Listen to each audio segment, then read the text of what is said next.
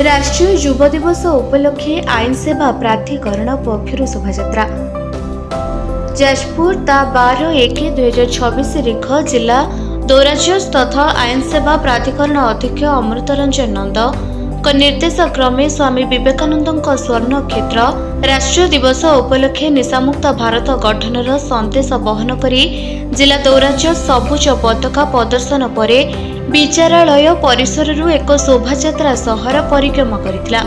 एथिरे जिलार समस्त आईन अधिकारी यथाक्रमे अभिजित पलई अतिरिक्त दौराजज तथा स्वतंत्र पक्सो जज विश्वेश्वर विश्व प्रकाश राय अतिरिक्त दौराजज सत्यप्रकाश राय चौधरी वरिष्ठ देवानी विचारपति श्रीमती नेहा अग्रवाल अतिरिक्त देवानी विचारपति लोपामुद्रा बेहरा वरिष्ठ सिविल जज LR एंड LTC और सुनीता विश्वाल सिविल जज प्रमुख एथिरे अंशग्रहण करथिले।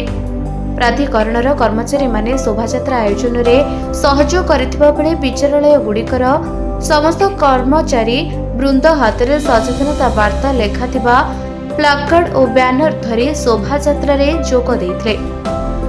रास्तार उभय पार्श्व में अनेक शुभेच्छु जनसाधारण शोभायात्रा प्रति आकर्षित होइथिबा दृष्टिगोचर होइथिला। जाजपुर नीरज कुमार सेठी का रिपोर्ट निरपेक्ष न्यूज।